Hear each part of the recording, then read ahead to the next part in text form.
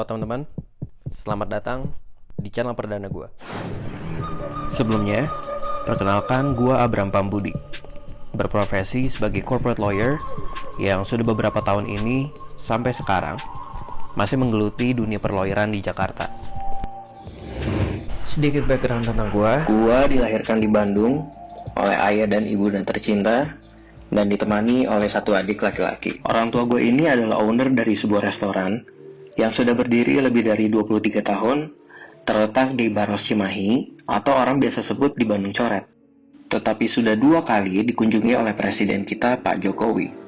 Tempat yang dikelola orang tua gue ini namanya DK Resto.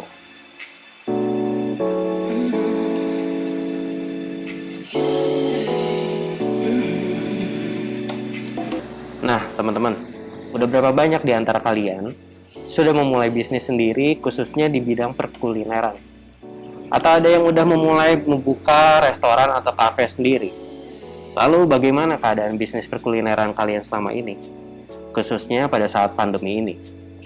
Kalian bisa share pengalaman kalian di komen di bawah ini. Di channel perdana gue kali ini bertemakan Minggu Bersama Ayah. Gue ingin mengajak teman-teman untuk ikut mendengar sharing tentang suka dan duka dalam menjalani bisnis di industri perkulineran atau F&B dari bokap gue yang sudah berpengalaman puluhan tahun menjalani bisnis di dunia perkulineran, termasuk sebagai owner dan chef di DK Resto. Siapa tahu dari sharing antara gue dengan bokap gue ini bisa memperkaya wawasan kalian para pebisnis kuliner di luar sana. Ayah, boleh diceritain dulu sedikit kapan ayah mulai berbisnis di dunia kuliner? Mulai bisnis di bidang kuliner itu tahun 92. Itu di Bandung, buka warung steak namanya Mio Cobra. Dulu alamatnya di Jalan Lombok di Bandung.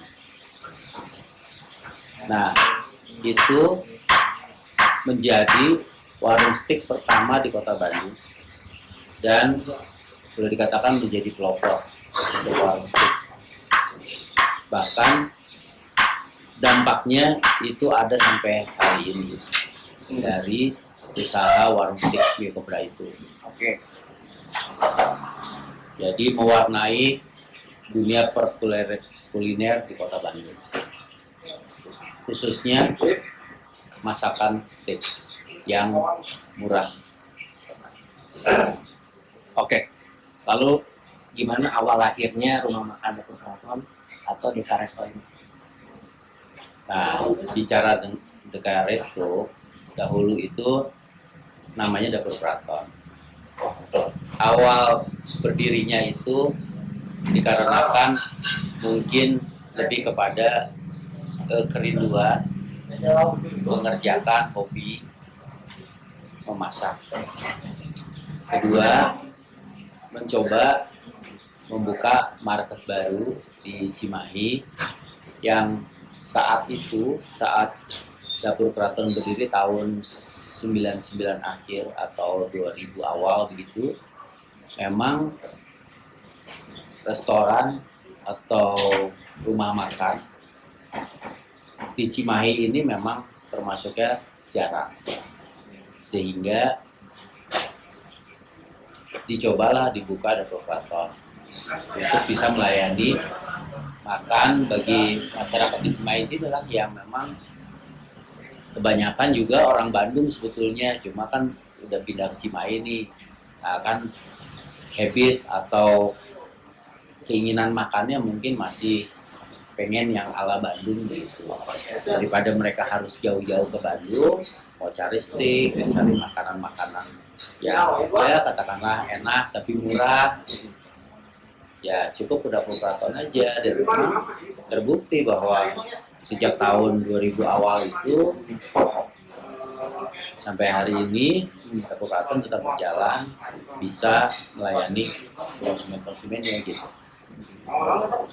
Oke. Apa sih suka dan duka dalam merintis DK Resto sampai bisa berkembang dan bertahan sampai sekarang? Suka dukanya banyak ya Bram, karena setiap orang, saya pikir ya, untuk bikin restoran tuh mungkin bisa aja. gitu. Iya, hanya untuk bisa bertahan, nah itu yang jarang, Oh, ya kan? Jadi suka dukanya banyak banget. Dukanya ya mungkin di saat seperti pandemi sekarang ini kita mau terus buka sebetulnya juga cukup berat karena omsetnya turun banyak. Tapi kalau harus tutup juga banyak hal yang harus dipertimbangkan.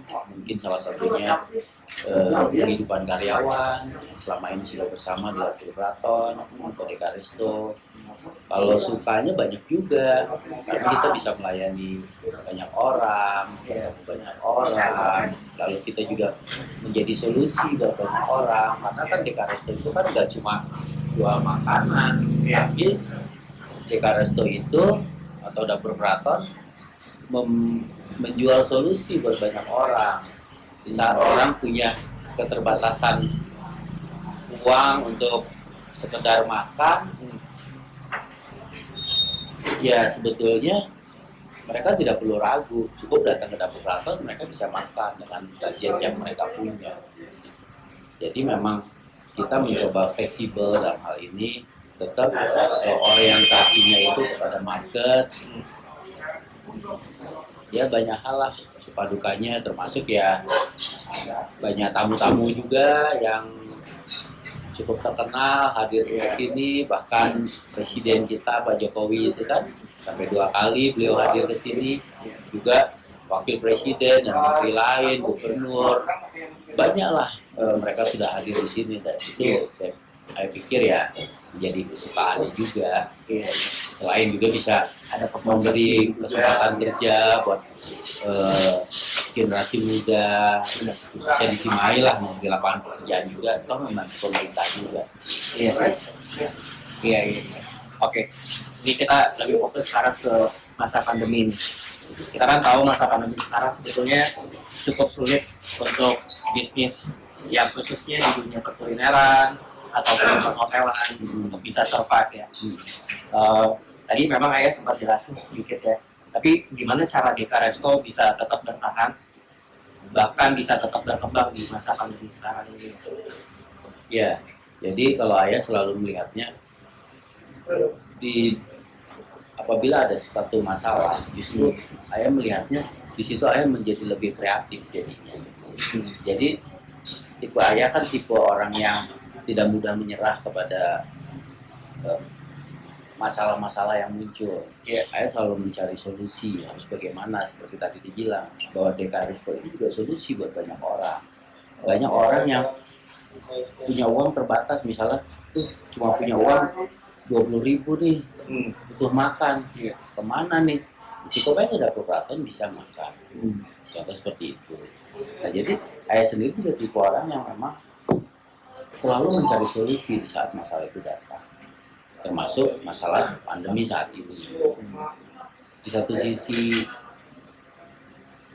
ada keterbatasan pergerakan masyarakat sehingga mereka tidak bisa datang ke sini, ya tentunya kan berpengaruh kepada omset daripada dapur keraton itu sendiri. Sementara kan dapur keraton juga punya kewajiban-kewajiban yang harus dipenuhi, contohnya bayar gaji karyawan. Kalau nggak ada omsetnya kan gimana dengan gaji karyawan dan kewajiban perusahaan lain? Nah, itu contoh gitu ya. Atau di masa pandemi ini daya beli masyarakat jadi semakin turun.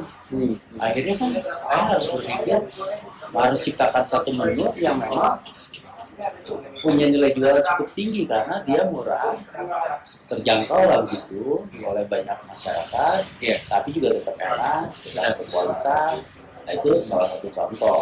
Makanya ada beberapa produk yang dimunculkan justru di saat pandemi ini sebagai menu baru dengan harga yang menarik, tentunya ya sangat terjangkau oleh semua kalangan masyarakat. Nah itu mungkin salah satu cara untuk bisa bertahan sampai hari ini. Oke teman-teman, apa kalian mendapatkan manfaatnya dari hasil sharing kali ini? Next kita akan membahas terkait apa saja yang perlu diperhatikan pada saat memulai bisnis kuliner. Penasaran? kalian subscribe dulu channel gua, lalu share video ini ke teman-teman kalian, dan jangan lupa nyalakan notifikasi channel gua. Terima kasih, sampai jumpa di episode Minggu Bersama Ayah selanjutnya.